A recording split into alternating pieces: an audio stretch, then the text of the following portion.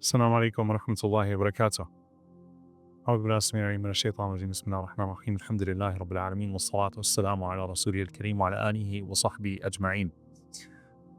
How much is one night worth? How much is Laylatul Qadr worth in the Quran?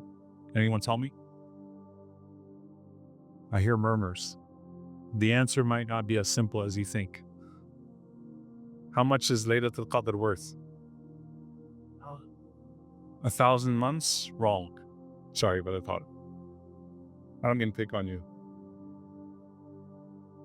More than 1,000 months. This is a very important distinction in the Quran, and I want to talk about it, inshallah ta'ala, for a moment. That the Quran does not say Laylatul Qadri ka'alfi shahr.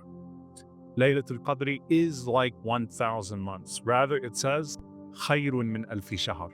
It is better than 1,000 months. And there is something profound about that in and of itself that I want to talk about bidnillahi ta'ala.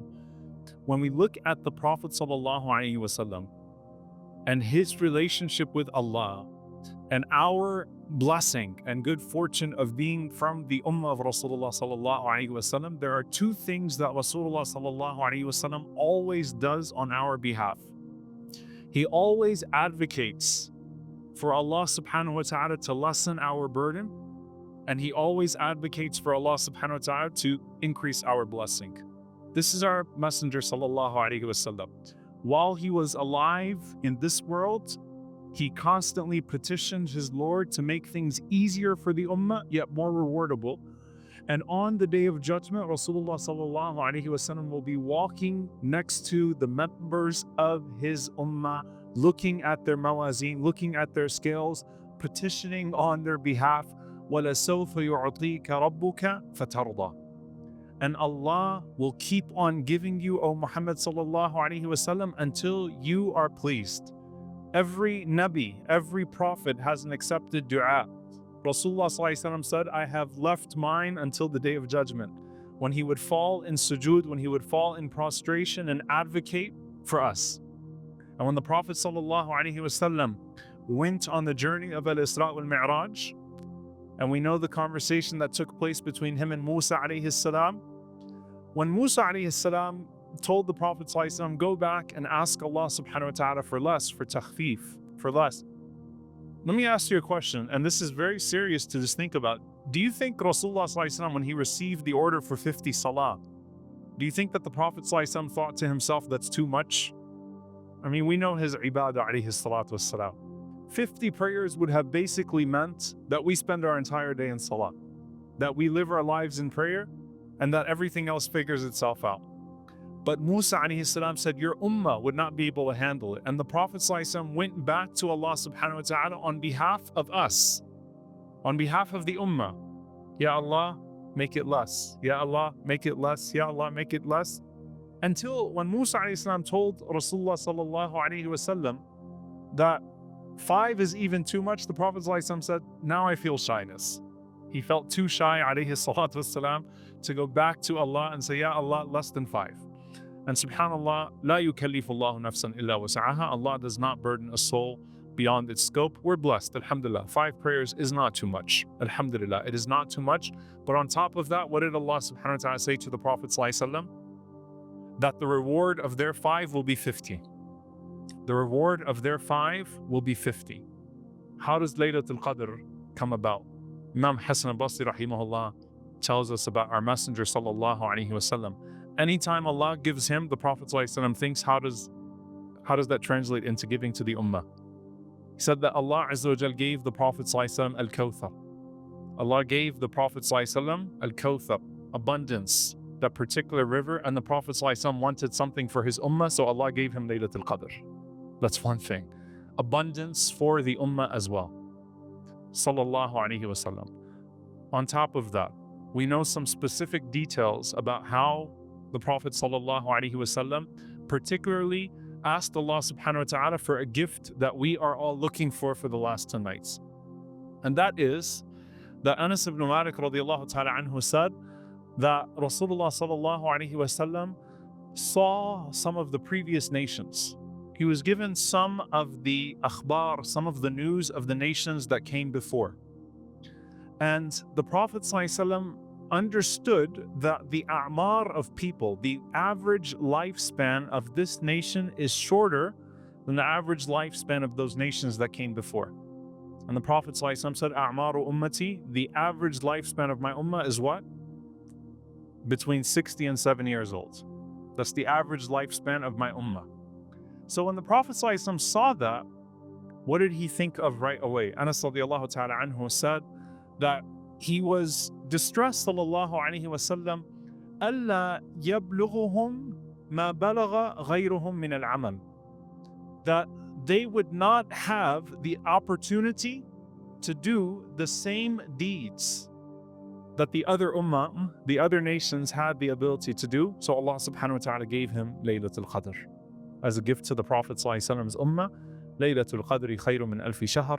And we know that though this is not a hadith, they are narrations from Mujahid and others within the books of tafsir, that the Prophet sallallahu alaihi wasallam saw a particular man who lived a whole life of doing good deeds, and the Prophet ﷺ wanted his ummah to have the opportunity to reach that. So Allah subhanahu wa ta'ala gave him Laylatul Qadr, a lifetime, 83 years. However, the minimum is 1,000 months. How do we interpret a hadith about the reward of Allah subhanahu wa ta'ala?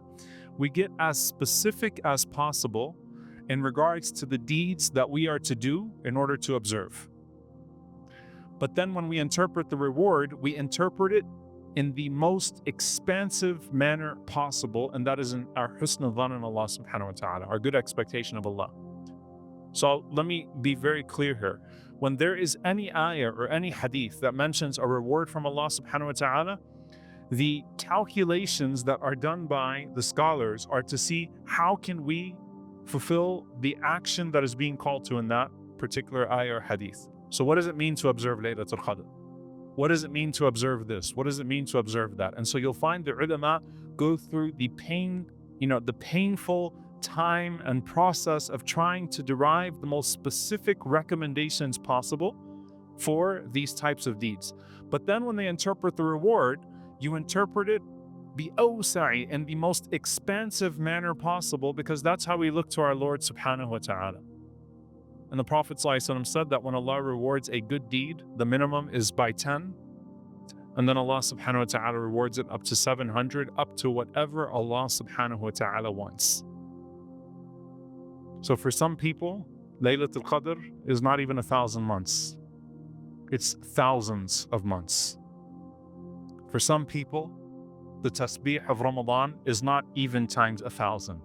It's times thousands, up to what Allah subhanahu wa ta'ala decides to reward his servant with. And that comes back to each and every single one of us calling out to Allah. And subhanallah, you connect that khayrun min alfi shahr, better than 1,000 months. Allahumma innaka afuwun tuhibbul afwa fa'fu anni. And one narration, Allahumma innaka afuwun kareemun tuhibbul afwa fa'fu anni. Oh Allah, you are al-afu. You are al-kareem, you're generous. You mix the generosity, or you pair the generosity with his forgiveness. What does that mean? You are generous in your forgiveness. You are generous in your forgiveness. So not only do you overlook and pardon, but you increase what comes after the pardon. So you are generous on top of being forgiving. And so when you're calling upon your Lord, I know there are some very cool statistics about 1,000 months equals this many years, equals this many nights, equals this many minutes. And then if you take the night and divide it, then that means each second is worth this, each minute is worth that. That's great, but Allah's mercy is even more than that. No infographic can encapsulate Allah's mercy. So we just do our part. And when we do our part, we say, Ya Allah, now we leave it to you. And oh Allah, surprise us with the increase. Because we know on the day of judgment that the believer is blown away. SubhanAllah, as afraid as the believer is on the day of judgment, the believer is blown away by the mercy of Allah subhanahu wa ta'ala once Allah subhanahu wa ta'ala starts to reveal the mercy that he stored only for the day of judgment.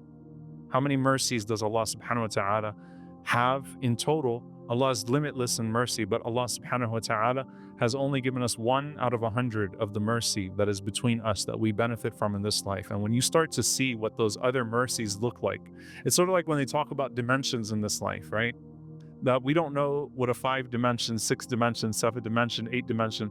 They talk about these galaxies and these universes that have multiple dimensions that we've never heard of. We cannot even begin to comprehend the layers of Allah's mercy that start to come out on the Day of Judgment for the one that sought it. Blows us away. So we ask Allah subhanahu wa ta'ala, Allahumma innaka afuun kareem wa tuhibbul afwa fa'fu anna.